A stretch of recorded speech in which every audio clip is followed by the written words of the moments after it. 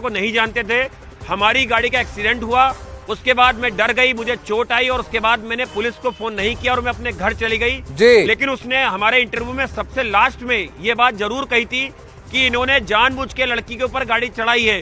Police को इसी चीज को प्रूव करना है कि अगर लड़की के ऊपर जानबूझ के गाड़ी चढ़ाई है तो क्या वो एक इंटेंशनल के तौर पे चढ़ाई है या वो डर गए थे कि लड़की एक्सीडेंट हो गया है तो वो वहां से भागना चाह रहे थे।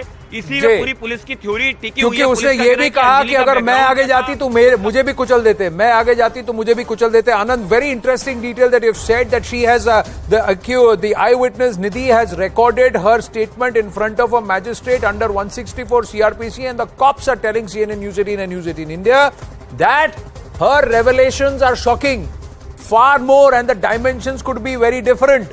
That's what we've been told. So very interesting. Let's quickly get to the flowchart of the 7 accused. There are 7 accused in this case, and there are reasons why. 5 accused, main accused in the car, and 2 of them who are abettors, who tried to not just bury evidence but also shield these accused, those who were in the car. Amit Khanna was driving the car. He didn't have a license. Mowed down Anjali. He's the one who was driving all along. Krishan was present in the car. He's the second accused. Kept driving around, and he was part of the car. Did not say let's stop the car and free the human being stuck under. Mithun was also present in the car. They are all inebriated, complicit in the crime. Then Manoj Mittal also present in the car, booked for culpable homicide.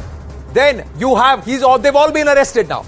Then you had Deepak Khanna. Deepak Khanna is the one who told the police he was driving because he has a valid license. Deepak Khanna connected to Amit Khanna.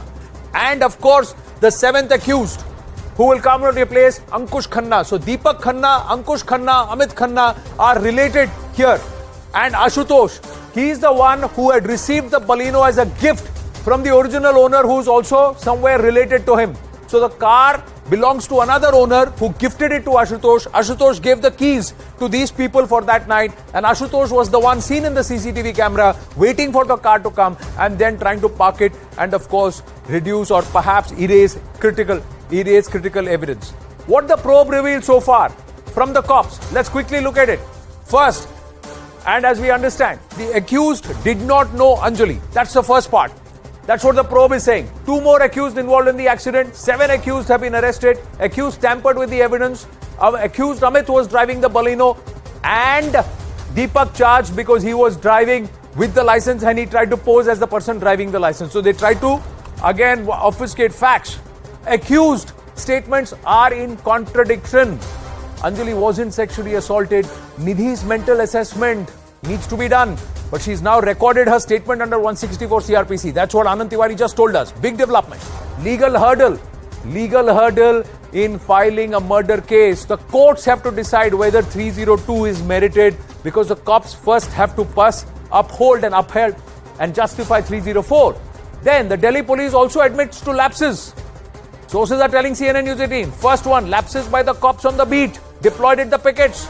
Admission 2, lapses on part of the PCR team because they didn't respond to the calls, distress calls. Lapses in monitoring surveillance feed because you can see the Baleno actually behind a PCR van. They didn't notice something amiss. And systemic issues of the PCR functioning, and of course, search operations only after a 3rd call and much too later. And for the first 48 hours, they didn't even find out who the eyewitness was. The cops really need a crack for their lack of functioning early on. Anvit Srivastava back with us. The cops themselves stupefied now. If she has recorded a statement with the magistrate and cops are saying kuch baatein to hame bhi nahi pata, they still have not been able to find out those 6 minutes ka footage. So where is the surveillance? Where is the monitoring? Yeah, and it is a big question on policing, but there still are lapses. It's been 4-5 days to the investigation. There are still lapses. Police have not been able to establish the sequence of events completely. Even after 5 days, they do not know what happened when the 2 vehicles collided. They only have Nidhi saying she's the only witness in the case. They are just going by what her version is, because the 4 occupants of the car, they are accused in this case, and Nidhi now turns out that her statement is also questionable.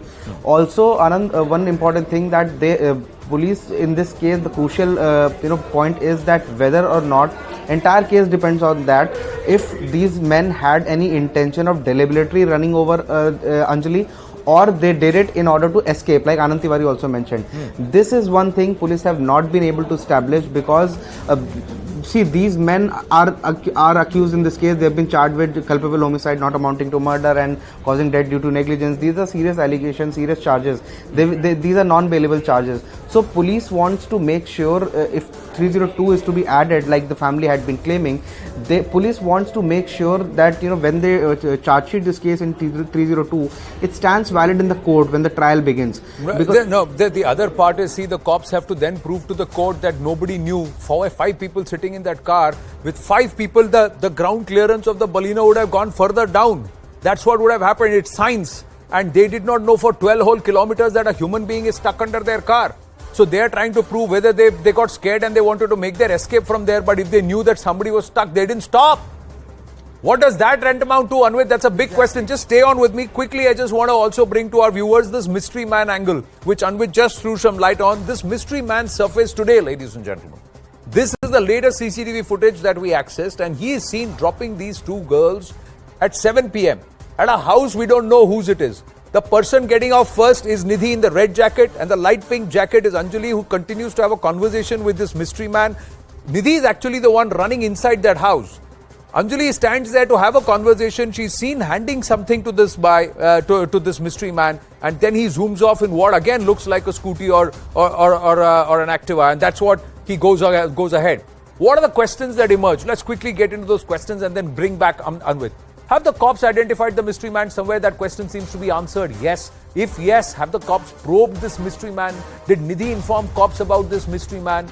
Do Anjali and Nidhi both know this mystery man? Who called this mystery man? Anjali or Nidhi? And did the mystery man join the party at the hotel? That's the critical part. Let's quickly go across with this exclusive news break, ladies and gentlemen, that this mystery man has been identified as Anjali's friend. And sources are saying he will be summoned by the cops to get more answers. Let's go back to Anvit, who joined us with these details. Anvit, so he's been identified. You say that Anjali called him because they wanted a drop from the metro station to this address. Whose address is that? Who's this friend and why did she call him only? And did he join the party later? Footage has just surfaced today. Police could share some details with us, which are that Nidhi and Anjali both were aware of this man. This man knew both the women. We asked police, which women had actually called him. They have said that it is a part of investigation. They'll be approaching this man. They'll be trying to know some of the answers from him, because there are many unanswerable, questions which are still pending. So they would want to know 2-3 things. That one, which of the women had called him, whether he joined them at a party or not, because that will police had been planning to probe, trying to probe since the beginning whether these occupants of the car had any connection with these 2 women, any previous connection. They have earlier also probed the 2 men who had joined them at the hotel. It turned out that they did not have any links with this person, these occupants of the car. But this mystery man who has now appeared, he might have any connection, and that can lead police to clues which can finally help them decide whether it was a deliberate attempt to kill Anjali or not. Right. Also, this man, we can see as in the footage that Anjali stays back and she's talking to this man. Correct. It clearly shows that they had something to do previously, because she stays and she hands over him something, and then she goes inside and this man also speeds away. Correct. So, and it is also seen clearly that Nidhi is the one who is leading these 2 to that house. She goes inside, she comes out, and 3 minutes later, both the women, they head to the Oyo hotel. So Nidhi's questioning is also important. So important is this man's questioning, that who had called him and whether or not he was at the party and he had anything to do with the occupants of the car. Right. Thank you for that, Anvit. To all our viewers, ladies and gentlemen, sir bhanna raha hai, because that's what they say here. If I were to use the colloquial language, because there are just so many dynamics here, and somewhere one feels there's much more to it than meets the eye, as the family and well-wishers have been claiming. Will the cops be able to unearth that? What is it that Nidhi has told the magistrate under 164 CRPC? Some of the questions that arise, let's also look at some of the other big questions, the larger ones. Given the entire twists and turns this entire case has gone through, will Anjali actually get justice? Or will it all somewhere be lost in translation? Under which section should the brutes be booked? Section 304A or section 302? Which are you inclined towards? The cops are saying 304A pehle proof to kare. Should Nidhi be punished by the law for failing a friend and also not doing her duty as a citizen of the country? Will errant cops be pulled up for early lapse in the probe? All of this is important, but ladies and gentlemen, Be it Anjali, be it the mystery man, be it Nidhi. Don't forget the brutes. These are the brutes. Deepak, Krishan, Manoj, Mithun. And you also have Amit, Ashutosh and Ankush.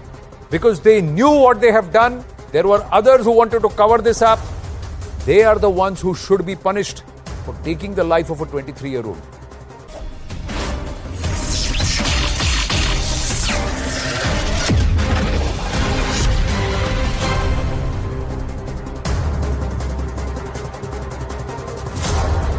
Jai Hind and welcome to this edition of The Right Stand. Ladies and gentlemen, it's one of those rare days ever where it's warmer in the studios than outside because of the cold wave. But what we're going to focus tonight is not the weather. The question and the focus tonight is whether there are elements and people who could have saved a young 23-year-old's life on the very first day of 2023, but they gave their own priorities, their self-preservation, and perhaps somewhere the element of apathy more prominence than the responsibility, duty of saving the life of a human being. What we'll endeavor to do on this edition of The Right Stand, and especially in the first half, is to try and examine this entire saga and case from multiple vantage points.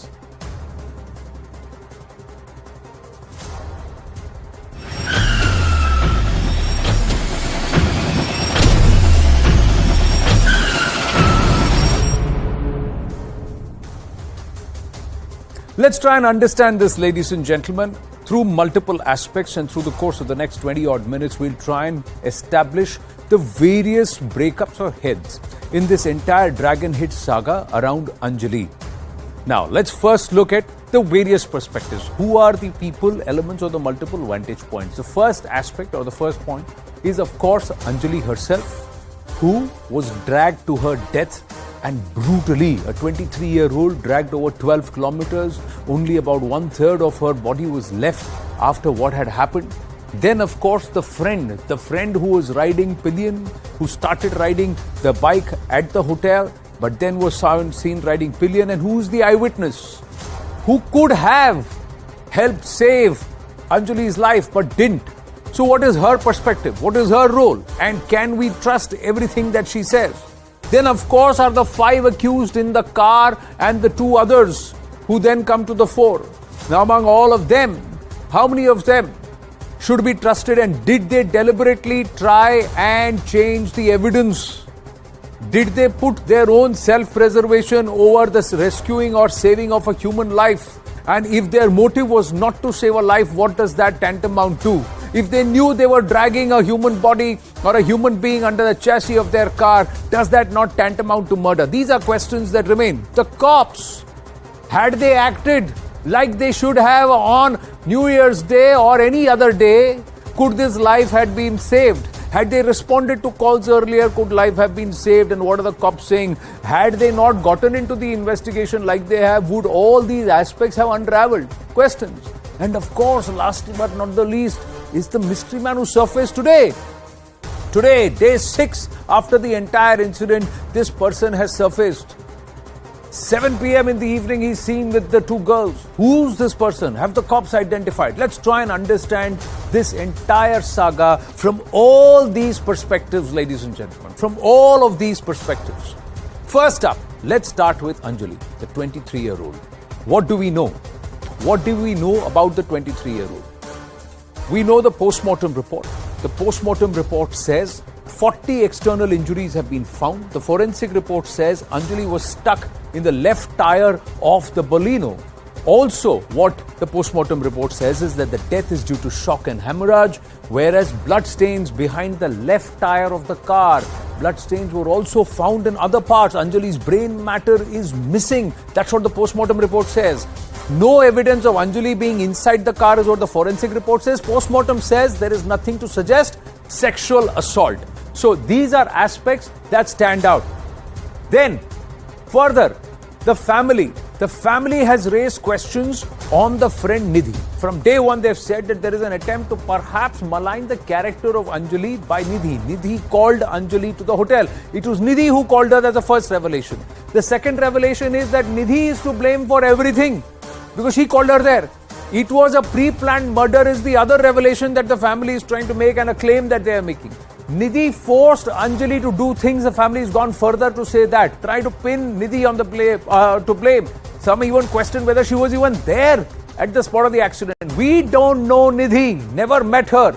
Another revelation is Nidhi's allegations are baseless and of course Anjali never came home drunk. So the claim that wo puri tarah nashe mein thi, their family is questioned that and action must be taken against Nidhi too because if she was there, why didn't she work to save her life? Now, we're getting more information, ladies and gentlemen, and that's news just coming through at this point.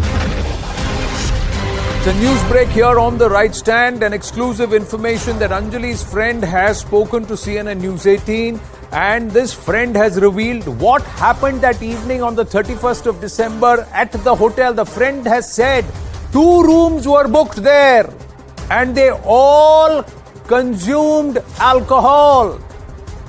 He goes on to say that Nidhi and Anjali fought and left the hotel around 1:30 a.m. Listen to this conversation.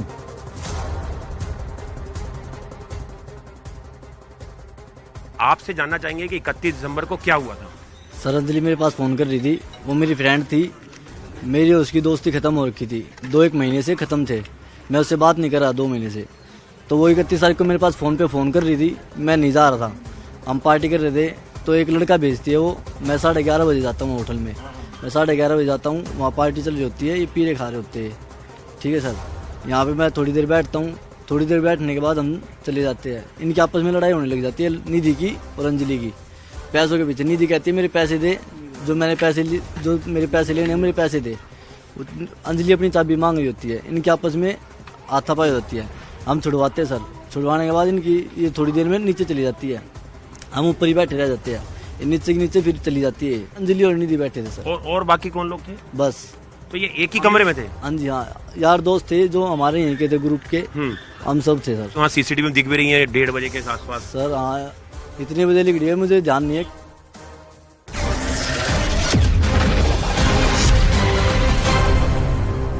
Now, so doesn't that open up a lot, ladies and gentlemen?